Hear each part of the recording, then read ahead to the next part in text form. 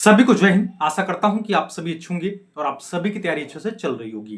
देखिए, जो भी कैंडिडेट दिल्ली पुलिस एसएम के वैकेंसी में कंप्लीट किए हैं, उनका लगातार प्रश्न ये बता है कि इस वैकेंसी का आंसर की कब आएगा, अनुमानित कट ऑफ क्या हो सकती है, क्या मुझे फिजिकल लिए बुलाया जाएगा या नहीं बुलाया जाएगा, और इस वैकेंसी के मेडिकल को कैसे क्लियर करेंगे। तो आज की इस वीडियो में दिल्ली पुलिस एसएम के वैकेंसी को दृष्टिगत रखते हुए आपके मन में जो भी डाउट है, मैं सारे डाउट को क्रमवार क्लियर करूंगा। मैं आपकी जानकारी के लिए बता दूं, इस प्लेटफॉर्म के माध्यम से आपके एसएम के पदों को दृष्टिगत रखते हुए सही समय पे जो सटीक तर्कसंगत जानकारी रहेगी वह मेरे द्वारा दी जाएगी। इसलिए आप सभी कैंडिडेट से मैं पुनः निवेदन करूंगा, क्योंकि आप सभी को यह पता होना चाहिए कि इस वैकेंसी में नंबर ऑफ कैंडिडेट बहुत कम है, जिस वजह से लोगों का फोकस इस वैकेंसी पे नहीं है और इसके बारे में आप सभी को पता है। इसलिए आप सभी कैंडिडेट से बता दे रहा हूं, अगर आप चैनल पे नए हैं तो चैनल को आप जरूर सब्सक्राइब कर लीजिएगा।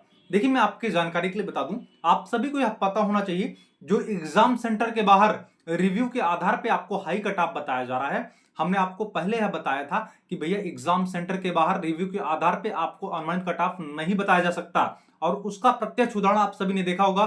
दिल्ली पुलिस कांस्टेबल की वैकेंसी, जो कैंडिडेट बता रहे थे कि मेरे 90 प्रश्न सही हो रहे हैं, मेरे 85 प्रश्न सही हो रहे हैं, आंसर की आने के बाद भैया वो 60 पे आ गए, 65 पे आ गए। इसलिए मैं पुनः बता दे रहा हूं कि भैया एग्जाम सेंटर के बाहर रिव्यू के आधार पे आप अनुमानित कट ऑफ का आकलन नहीं कर सकते, क्योंकि होता क्या है कि जब कैंडिडेट एग्जाम सेंटर के बाहर निकलता है तो उसे लगता है कि लगभग मेरे सारे प्रश्न सही हो रहे हैं, और उसी को आधार बना के आपको रिव्यू दिया जाता है और उसी को दृष्टिगत रखते हुए आपको हाई कट ऑफ बताई जा रही है। जबकि सत्यता है कि भैया इस वैकेंसी की ज्यादा कट ऑफ नहीं जाने वाली है। कट ऑफ को लेकर मैं आपको सटीक जानकारी देने वाला हूं।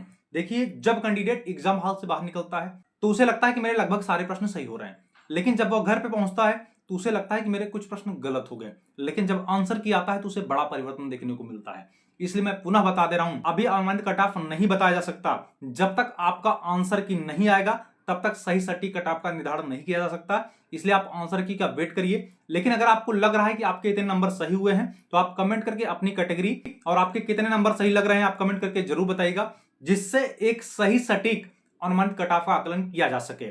ठीक है, बाकी आप सभी को यह पता होना चाहिए कि आपकी इस वैकेंसी का final cut off written exam में प्राप्त नंबर तथा आपके जो स्किल टेस्ट होता है उसमें प्राप्त नंबर के आधार पर फाइनल कट ऑफ तैयार किया जाता है। आपके इस वैकेंसी में जो फाइनल कट ऑफ बनेगा वह 125 नंबर को दृष्टिगत रखते हुए बनेगा, अर्थात 100 नंबर का आपका रिटन एग्जाम हुआ है और 25 नंबर का आपका स्किल टेस्ट होगा।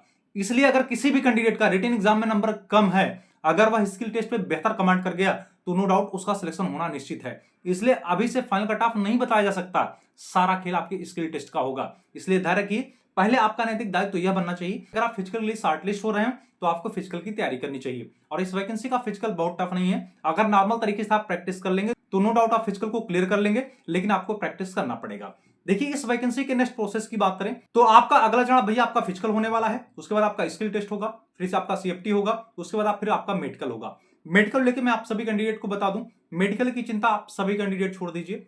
मेडिकल को दृष्टिगत तक तो मैं एक डेडिकेटेड वीडियो बनाऊंगा। अगर आपको थोड़ी बहुत समस्याएं भी रहेंगी तो जो मैं आपको टिप्स और ट्रिक्स बताऊंगा, अगर आप उसका इंप्लीमेंट मेडिकल के दौरान कर लेंगे तो नो डाउट आप मेडिकल फिट होके आएंगे। इसलिए मेडिकल की चिंता छोड़ दीजिए, इस वैकेंसी का मेडिकल बहुत ज्यादा टफ नहीं होता, ध्यान रखिएगा। आगे बढ़ने से पहले मैं आप सभी कैंडिडेट को बता दूं, चाहे आप सेंट्रल जॉब की तैयारी कर रहे हो या आप किसी भी गवर्नमेंट जॉब की तैयारी कर रहे हो, अगर आप द्वारा घर पे बैठ के पढ़ाई नहीं हो पा रही है और आप सीरियस होकर 10 से 12 घंटा पढ़ना चाहते हैं और फोन को छोड़ना चाहते हैं, फोन छोड़ने का मतलब यह है फेसबुक इंस्टा रील की दुनिया को स्किप करके आप पूर्ण मनोयोग से तैयारी करना चाहते हैं, तो मैं आपकी जानकारी के लिए बता दूं, आपके लिए मेंटोर 365 गुरुकुल आप सभी के लिए बेस्ट रहेगा, क्योंकि यह गुरुकुल सौरभ यादव सर के पर्यवेक्षण में चला जा रहा है और Saurabh Yadav sir already 17 government job को क्लियर किए हैं और इनका एसएससी सीपीओएसआई में ऑल इंडिया 79 रैंक रहा है। तो जाहिर सी बात है, अगर आप इनके परीक्षण में तैयारी करेंगे तो नो डाउट आपकी जबरदस्त तैयारी होने वाली है। इस गुरुकुल की विशेषता की बात करें तो यहाँ पे आपके रहने खाने, library, physical trainer, typing, mentorship, कुशल गाइडेंस सभी आपको एक साथ देखने को मिलने वाला है। और आपके फिजिकल की तैयारी के लिए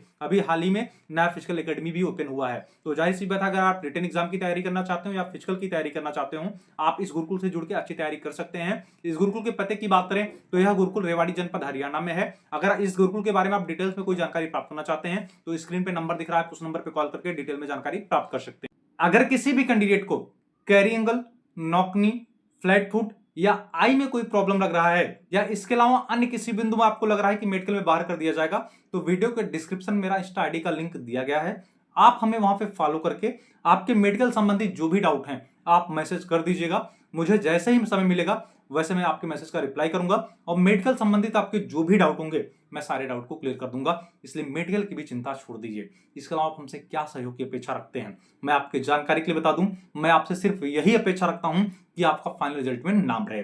देखिए, सबसे बड़ा प्रश्न यह बन रहा है कि इस वैकेंसी का आंसर की कब आएगा।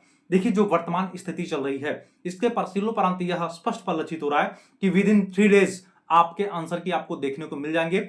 इससे आपको समय नहीं दिया जाएगा, इसलिए थोड़ा सा धैर्य रखिए। आंसर की आने के बाद एक सही सटीक कट ऑफ मैं आप सभी को बताने वाला हूं, जो आपको लगभग सही देखने को मिलेगा।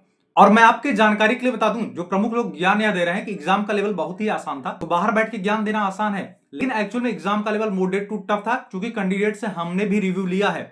देखिए, कुछ प्रश्न देखने में आसान तो लगते हैं, उन प्रश्नों के आधार पर आप यह नहीं कह सकते कि एग्जाम का लेवल इजी था। भैया, एक्चुअल में एग्जाम का लेवल मॉडरेट टू टफ था और यही वजह है कि आपको कट ऑफ कम देखने को मिलने वाली है। इसके अलावा दिल्ली पुलिस एससीएम के वैकेंसी को दृष्टिगत रखते हुए अगर आपके मन में अन्य कोई प्रश्न या कोई डाउट बनना है तो आपने संकोच कमेंट करके बताइएगा।